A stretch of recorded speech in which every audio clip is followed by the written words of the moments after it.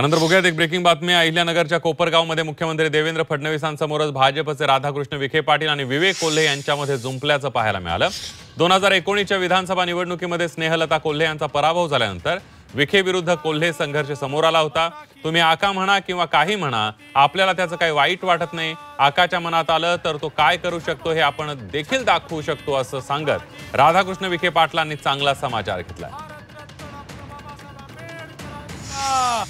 निवडणुका तिच्या स्वच्छ अर्थ करणार आपण समोर गेलं पाहिजे। किंतु परंतु ठेवण्यामध्ये काही अर्थ नाही। तुम्ही मला आका म्हणा काही म्हणा, मला काही वाटत नाही।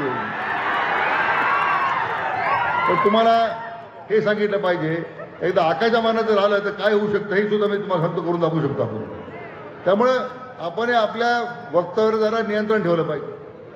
कोणाला आका म्हणायचं, कोणाला काका म्हणायचं, कोणाला बाका म्हणायचं, हे याला मर्यादा पाहिजे। आपल्याला जर निवडणुकीत यश पाहिजे असेल तर आपण आपल्या मनावर संयम ठेवला पाहिजे।